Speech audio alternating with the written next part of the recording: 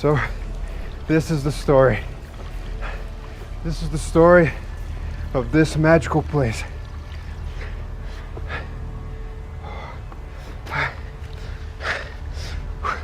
Something happened. Something happened to me here. I don't know exactly what. And if you had told me a week ago, I would have never believed it. Never believed it. I don't know what this story can do for you, or if it will help in any way. But I think you deserve a chance to figure it out for yourselves.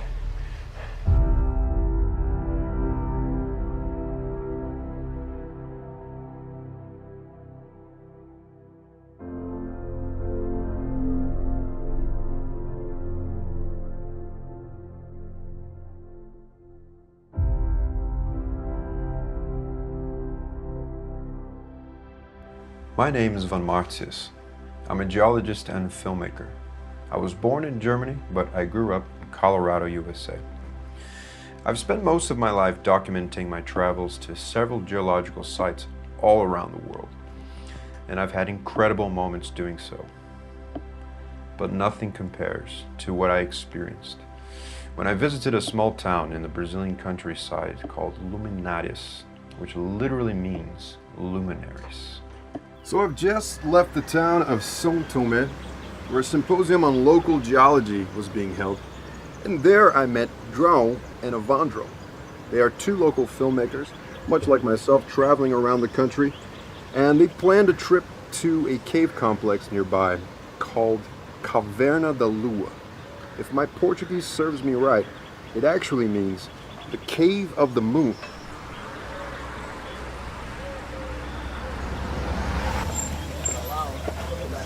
Morning, Evandro. Morning, Vaughn. How you guys doing? All good. Need a hand? Just hand me your bag. Nice. I need to get some footage. Could you introduce yourself for the camera? Yeah, sure. I'm Evandro. This is João. Hello, Vaughn. Hey, João. And we're making a documentary about the Cataguases tribe. This Cool. region. Anything to add on, João? Just getting a little more on Right. the road. Okay? Give me a hand here. Yeah, come here. On our way to Luminarias, I learned about their research and what their plans were for the next few days. Upon our arrival, we were surprised by the strong military presence in town. We then proceeded to meet Luciana, a local anthropologist and expert on indigenous studies. Boa tarde, Luciana. Conta pra gente um pouco sobre a região e a cidade. Por que Luminares? O nome da cidade, ele vem pelas lendas locais sobre as luzes misteriosas da região. E dentro da tradição oral dos índios cataguases e também as pinturas rupestres de mais de 2000 anos, essas luzes elas refletem a espiritualidade das tribos. E eram tão comuns essas lendas que, com o tempo, a cidade recebeu o nome de Luminares. Tem uma história famosa da Caverna da Lua e dos Cataguases. Eles contam que uma tribo foi guiada até a caverna por essas luzes e, a partir de então, esse lugar se tornou sagrado para os índios. E alguém já pesquisou isso mais a fundo? Bom, em 1974, um grupo de pesquisadores se dirigiu para a caverna em busca de sinais, dos Cataguases, e eles não retornaram. Então o exército mandou um destacamento de busca, mas no momento em que o Brasil estava na ditadura militar, muito violenta, com uma censura muito forte com relação a informações, e até hoje não se sabe o que aconteceu de fato. A gente viu muita presença militar aqui na cidade, isso é comum? A partir desse episódio que eu te contei, sim, é comum a presença de militares por aqui. A caverna até ela está dentro de uma área restrita militar. While we're waiting for our tour guide, Igor, we decided to come here to this well-known local bar called Bar Último Gole. Apparently, it means the last sip. Yes, the Yeah. bar last sip. And you know why? Why? I want to know why. Tell me, please. Well, because it's next to the cemetery of the city. Oh my God. Yeah. E aí, boa demais? Beleza? Fala, João. Te ver, velho. Quanto Massa, tempo, cara. Ô, Igor, como a gente conversou, vamos fazer entrevista em inglês pensando no público internacional, tá bom? Okay. I'm Igor Terranova. I'm from south of Minas Gerais. I work as a professional mountain guide in Brazil and also I'm a canyon instructor. Caverna da Lua, it's a very impressive cave here in Linares. It's a very deep cave. I believe it's one of the biggest cave in the world, talking about quartzite rocks. And we heard some stories that's closing. That's right? Well, there is no track to go to, but we can go there. There's a way to go. The next morning, we left town and started making our way to the cave. But there was a military blockade on the road. So you're gonna park here like 5 meters before. All right. And then I go outside.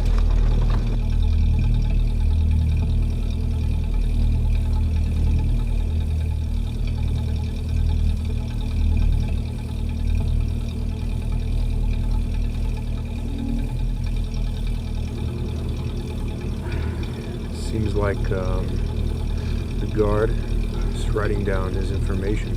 Usually when they do that, either they'll let us in or they are doing the exact opposite. Doesn't look like some good news.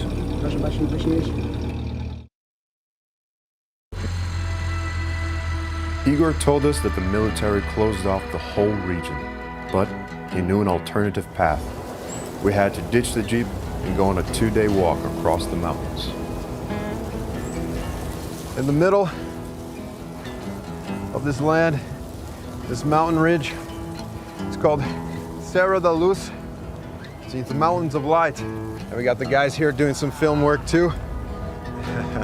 We're gonna keep going. Look at this. Igor said he had a friend whose house was on the way, and that tomorrow he could take us in for the night, so we can finish the track from there. But for now, we had to make camp here, in the mountains. When everything was set, we took the chance to talk about the story of the missing researchers and what might have happened to them. From what I heard about it, these cave complexes have a lot of geothermal activity. And the military, they could have looked for days, for a long time, and never really found a thing. At that time, it was a military dictatorship. So whatever happened to them was never made it public. I believe that they got lost. I'm gonna call it a night. It's been a long day, and tomorrow's gonna be an even longer one, right? Okay. See you tomorrow. Yes.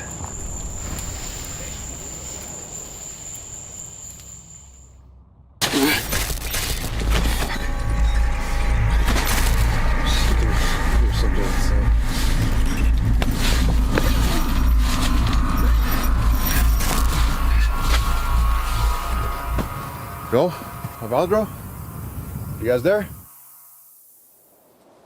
After the incident, I checked my camera for the footage, but it was all gone, as if it had malfunctioned somehow. Because of these quartz-filled regions, luminescent events often happen. It could explain the malfunctioning of the cameras, but I've never seen anything like that. We continued our journey and finally reached Igor's friend's house, where we could sleep in a warm bed and enjoy some of the famous local hospitality. All right, so we're here at Sojiji's beautiful house, and he's telling us stories about the folklore, the local folklore. And the boys here don't stop working. Even when we have time to relax, they're always editing or filming. One for each, and then we have to drink it. Agora nós brinda cachaça. Cachaça? Saúde. Saúde! Viva Serra Grande. Viva Serra Grande! Seu Didi, ontem à noite, a gente tava lá em cima na serra e a gente viu umas luzes. Você sabe de alguma coisa, essas luzes assim, que a gente vê na serra, andando assim? O que você fala aí disso aí? Inclusive eu já vi aquela montanha morrer tudo emburrado de fogo. Isso tem uns 40 anos atrás. Bom, about 40 years ago, he was coming from Eu voltando da casa da amiga minha, a cavalo, eu cheguei no cruzamento de estrada. Quando eu cheguei naquele cruzamento de estrada, começou a aparecer aquela luz do céu pra mim. Aquela luz tão forte, que eu falo que eu vi a noite virar dia, entendeu? Eu virava pra direita, pra esquerda, onde que eu quisesse enxergar, a luz clareava as montanhas. Yesterday, I had a similar experience. Ontem ele tá falando que teve uma experiência muito parecida com a do senhor. I saw the night turn into day Ele até falou isso, ele viu a noite virar dia, in my tent. dentro da barraca dele. E o que você acha que é isso, seu Didi? Ah, isso não tem explicação. Na hora, eu tava em cima daquele cavalo sozinho. Eu achei que o mundo ia acabar em fogo. Porque o povo fala que o mundo ia acabar em fogo. E aí, vamos fazer um ritual? Agora. Vamos lá. Vamos dar uma pausa então, até no REC aqui.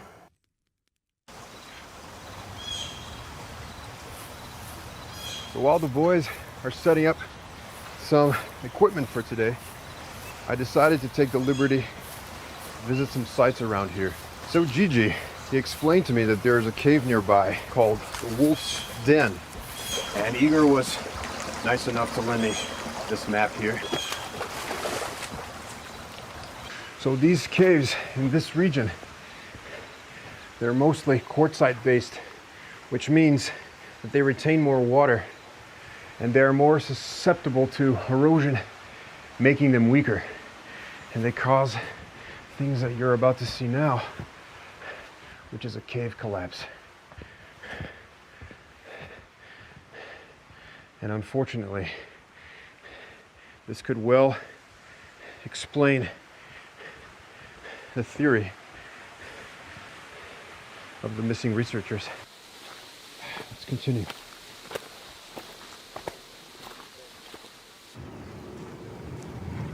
This is strange.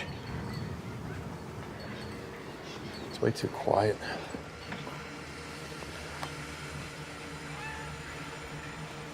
Hello? Avandro?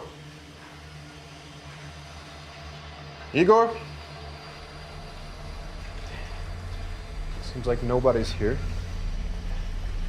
They took all of the equipment. I guess I'm just gonna wait here. Let's see if they'll come. All right. I've been waiting for everyone to come back and spend a few hours. I'm getting kind of worried.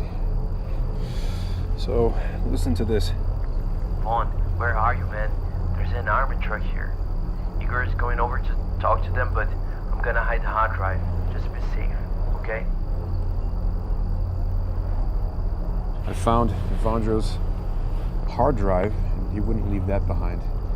So, I guess my only conclusion is that the military came by. They knew that we somehow trespassed to try to get some footage from the cave. And they must have confiscated everything. You know, I've got the hard drive, I've got Igor's map laid out for the cave, and if I don't leave right now, I won't make it back in time for my flight. I think I'm gonna risk it. Wish me luck. So I just woke up to the sound of these trucks here. It might be the military. So I've gotta leave now and pick up the pace. All right, let's go.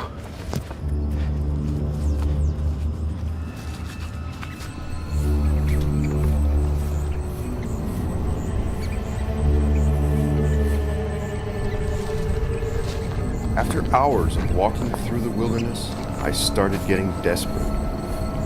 Igor's map wasn't making any sense anymore. And the feeling that I was getting lost started to sink in. Finally, I could hear the sound of dripping water in the distance. Come on. Yes. I found the river that would lead me to the cave. I gotta find it. Let's keep on. Yes. Yes. Oh my God, I was not expecting this. I finally got here to Caverna da Lua, And look at this beauty. I've never in my life seen a quartzite structure so enormous, so big. What was that? There was a light. There was a light coming from the inside.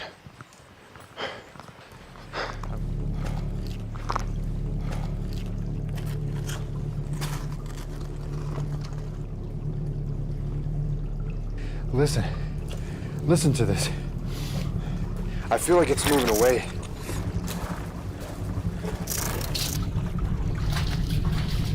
I gotta be careful here. These caves are very unstable. I'm in pretty deep, and I've been here for way too long now.